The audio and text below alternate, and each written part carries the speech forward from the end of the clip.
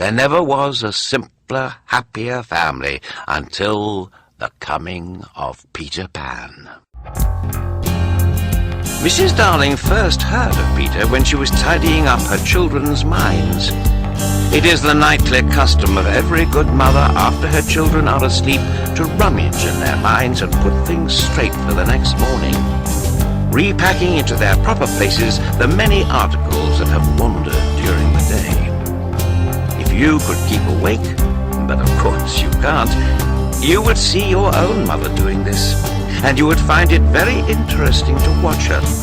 It is quite like tidying up drawers. You will see her on her knees, I expect, lingering humorously over some of your contents, wondering where on earth you would pick this thing up, making discoveries sweet and not so sweet, pressing this to her cheek as if it were as nice as a kitten, and hurriedly stowing that out of sight. When you wake in the morning, the naughtiness and evil passions with which you went to bed have been folded up small and placed at the bottom of your mind, and on the top, beautifully aired, are spread out your prettier thoughts, ready for you to put on. I don't know whether you've ever seen a map of a person's mind. Doctors sometimes draw maps of other parts of you, and your own map can become intensely interesting, but catch them trying to draw a map of a child's mind, which is not only confused, but keeps going round all the time. There are zigzag lines of it, just like your temperature on a card, and these are probably roads in the island. For the Neverland is always more or less an island, with astonishing splashes of colour here and there, and coral reefs and rakish-looking craft in the offing, and savages and lonely lairs, and gnomes who are mostly tailors, and caves through which a river runs, and princes with 6 elder brothers, and a hut fast going to decay, and one very small old lady with a hooked nose.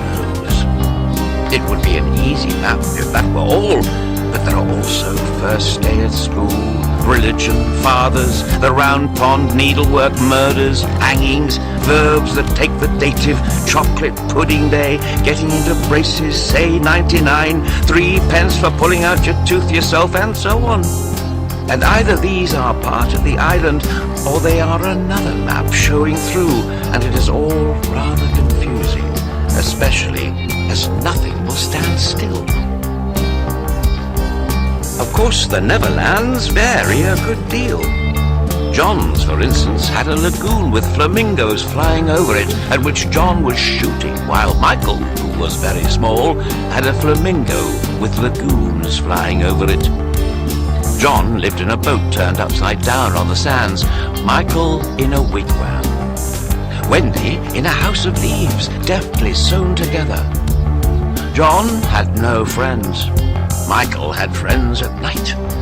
Wendy had a pet wolf forsaken by its parents, but on the whole the Neverlands have a family resemblance, and if they stood still in a row you could say of them that they have each other's nose, and so forth. On these magic shores children at play are forever beaching their coracles.